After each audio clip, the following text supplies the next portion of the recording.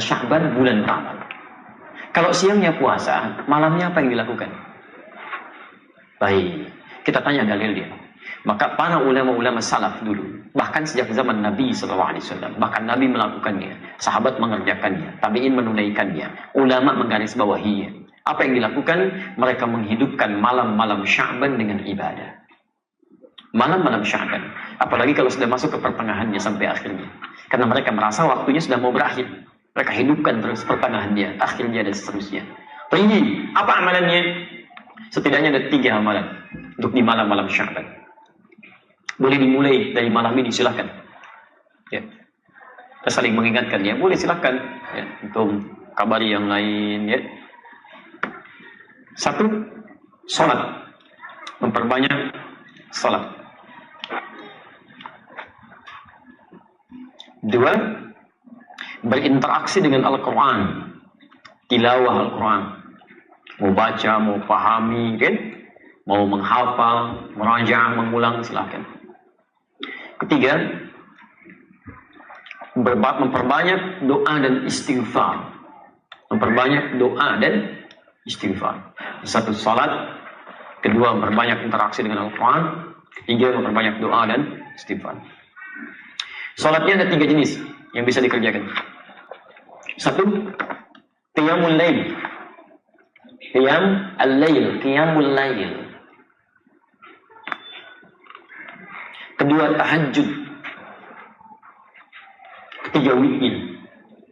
Qiyamul lail, tahajud, witir. Baik, kalau secara bahasa, qiyamul lail itu semua salat yang dikerjakan di malam hari. Salat pada malam hari. Tapi kalau spesifik istilah fiqih, qiyamul lail itu adalah salat yang dikerjakan pasca salat isya dan sunnahnya tanpa diawali dengan tidur terlebih dahulu. Jadi untuk membedakan dengan tahajud. Kalau qiyamul lail, Anda sudah salat isya, kemudian salat sunnah, lalu Anda salat di situ 2 rakaat, 4 rakaat, 6 rakaat, tutup dengan witir 1 rakaat atau 3 rakaat. Itu disebut dengan qiyamul lail. Di luar bulan Sya'ban, umumnya salat ini dikerjakan bagi orang yang belum tentu bangun di malam hari. Karena terlampau lelah misalnya, diduga tidak bisa bangun malam, maka dia salat terlebih dahulu sebelum tidur, tutup dengan witir sebelum tidur. Jelas ya? Tapi di bulan Sya'ban tidak harus menunggu itu. Ya, silahkan, nggak apa-apa. Begitu selesai isya, salat sunnahnya, menjelang tidur Anda salat dulu 2 rakaat, 4 rakaat, kan? 6 rakaat, kemudian witir, dan boleh malamnya tahajud lagi. Setelah Anda tidur, silahkan, nggak ada masalah. Ya. Nah, dalam konteks qiyamul lail ini, ya, isyarat di Qur'annya jangan mempersulit, mudahkan. Bahkan bacaan-bacaannya pilih yang paling mudah. Ya. Quran surah ke-73 ayat 20. Faqra'u ma tayassara minal Qur'an. Silakan baca yang mudah-mudah, ringan-ringan dari Al-Qur'an. Silakan. Ya. Dan ringan itu bisa relatif ya. Ringannya Nabi itu 100 ayat Al-Baqarah. Ringan, itu ya. Masya Allah. Antum ya demikian. Al-Qul wallah ya. Kemudian Anas rakaat kedua. Hari keduanya tambah lagi Ad-Duha, setelahnya Alam Nashrah. Naik lagi. Ya. Jadi kalau bisa begini, saran saya, hidupkan di keluarga. Dengan anak-anak boleh kok jamaah. Boleh untuk memberikan bimbingan. Boleh ya, tahajud atau qiyamul lail berjamaah untuk memberikan bimbingan itu sah. Seperti Nabi pernah menjadi imam bagi Abdullah bin Abbas radhiyallahu taala anhuma. Salat malam. Ada di Abu Dawud nomor hadis 1365 ketika di rumah Sayyidah Maimunah. Ibnu Abbas salat di belakang. Ya, kemudian setelah itu ditarik oleh Nabi sampai sejajar begini. Itu salatnya sedang tahajud. Awas, hati-hati. Saya suka agak bingung ini ya, agak sulit memahami, gagal dalam paham bagi orang-orang mengatakan dilarang bid'ah tahajud berjamaah itu. Tapi Anda menjadikan hadis ini untuk membenarkan imam dengan makmum dalam posisi sejajar. Jadi kalau ada satu imam dan pasti imamnya satu, ya, kemudian ada makmum 1 orang. Makmum berdiri di sini. Anda katakan posisi imam dengan makmum itu sejajar begini. Pernah dengar ini? Sah, boleh. Apa hadisnya, apa dalilnya? Karena Ibnu Abbas pernah sholat bersama Rasulullah, kemudian ditarik oleh Nabi supaya sejajar begini. Anda menjadikan hadis itu untuk dalil sejajar dalam shaf. Tapi kenapa Anda kemudian lupakan kalau sholat itu sedang sholat bersama qiyamul lail, tahajud? Ini menunjukkan kebolehan tahajud berjamaah. Apa tujuannya? Barangkali satu, untuk membimbing, mengajarkan. Kalau dalam konteks bimbingan kemudian mengajarkan seseorang untuk bisa mendapatkan kenyamanan dalam tahajud, itu boleh dilakukan, silakan, gak ada masalah. Kenapa nggak Anda hidupkan? Mungkin anak-anak yang belum kenal qiyamul lail, supaya terbiasa dengan tarawihnya nanti, silahkan bangunkan. Ya, ayo kita mulai dulu hidupkan di rumahnya. Jangan berat-berat, kasih yang ringan dulu. Ya, dan rakaatnya jangan banyak-banyak dulu. Deh, supaya sesuai sunnah Nabi ya, kita 11 rakaat. Masya Allah. Malam pertama, besok gak mau ikutan lagi. Ya. Dua dulu aja, dua, witirnya 1, sudah enak, naik lagi. Qul huwallah dulu supaya nyaman, kan? Begitu besok mau sholat, Pak, kayak kemarin ya, Qul huwallah lagi. Ya, nggak apa-apa, Qul huwallah dulu. Besok, Pak, kok Qul huwallah mulu? Naikin dong. Ad-duha, 4 rakaat, 6 rakaat, 11 rakaat. Begitu akhir bulan Sya'ban, dia terbiasa. Begitu masuk Ramadan, bukankah ada sholat yang dikerjakan dengan berjamaah pasca sholat Isya dan sunnahnya? Sholat apa itu? Tahu. Jadi kalau sudah terbiasa, nanti begitu masuk Ramadan, stabil, Pak. Bu, stabil. Bukan cuma di awalnya sampai akhir. Karena sudah terbiasa, ada kenyamanan di situ. Sholat, tenang, nyaman, awal sampai dengan akhir. Tapi kalau nggak biasa, umumnya, itu numpang kaget aja. Numpang rame tuh. Ada jamaah hore, jamaah kagetan, rame. Di begitu awal puasa, bang, rame ke masjid semua. Dia, Masya Allah, rame. Tapi karena nggak pernah terbiasa sebelumnya, awal-awal, bubar sampai keluar pintu alun. Begitu pertengahan, terjadi kemajuan. Sapnya maju ke depan. Tuh. Sampai akhir Ramadan. Ini karena nggak pernah dibiasakan, gitu kan? Jadi awal ayo coba kita bangun semangat yang sama. Ya, malamnya, yuk bangun tahajud, tunaikan tahajud, maksimalkan. Jadi kalau sudah enak seperti itu, Masya Allah. Bahkan dulu selevel Hudzaifah al-Yamani, Al-Mughirah bin Syu'bah, Abdullah bin Mas'ud radhiyallahu taala anhum jami'an, orang-orang baik. Sebagian mereka bahkan dipuji oleh Nabi sallallahu alaihi wasallam. Bacaan Qur'annya indah. Itu datang kepada Sayyidah Aisyah radhiyallahu taala anha, rahimahullah. Di hadis riwayat Al-Bukhari, nomor hadis 2008 sampai nomor hadis 2012. Kaifa kanat salatu Rasulillah sallallahu alaihi wasallam? Ya Sayyidah Aisyah, bagaimana sih salat malamnya Nabi? Saking inginnya mengetahui salat malamnya Nabi. Kata Sayyidah Aisyah, perhatikan, ini yang paling menarik. La tas'al an husnihinna wa tulihinna. Gak usah ditanya tentang bagus dan panjangnya salat Nabi. Cukup diketahui saja. Penasaran, diikuti di belakangnya. Di belakang Nabi SAW sholat.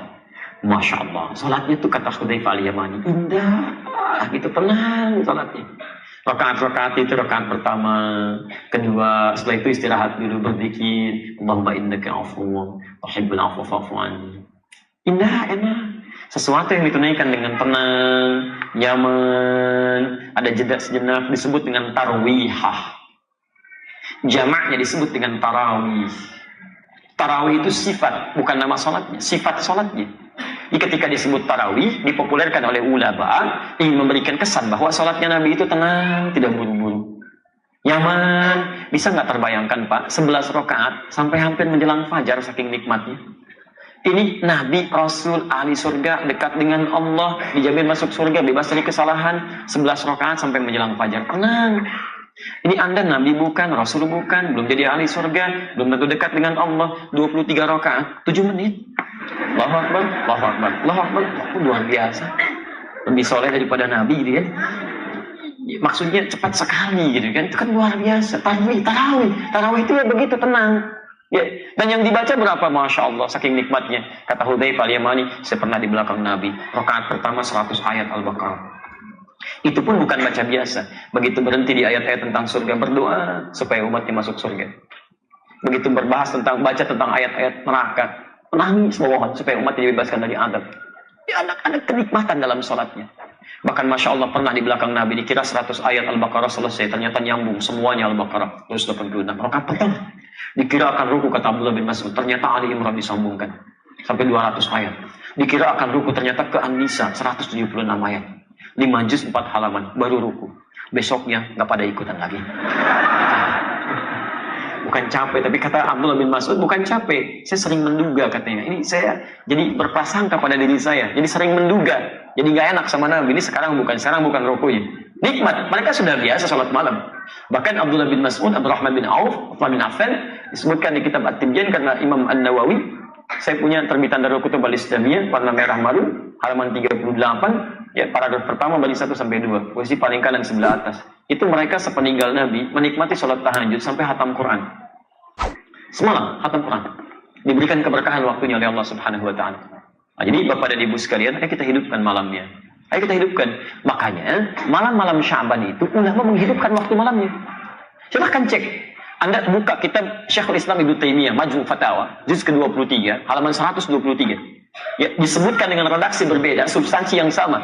Di kitabnya Syekh Ibnu Mulakin Asy-Syafi'i atau Mulakin Asy-Syafi'i, di kitab At-Tawdih, halaman 444. Itu Masya Allah, ulama-ulama salaf dari zaman sahabat, tabi'in, dan setelahnya, itu selalu menghidupkan malam Sya'ban, pertengahannya apalagi, sampai ke akhirnya. Karena merasa bahwa ini akan berakhir nih, jarang-jarang bisa dihidupkan. Ada yang salat, tahajud, qiyamul lail, baca Quran, Masya Allah, dihidupkan oleh mereka. Ya, dihidupkan. Dan ada yang memanggil ayo orang lain untuk ikut sama-sama, hidupkan malamnya. Ya, bukan dalam konteks ikut mengadakan ini itu, bukan.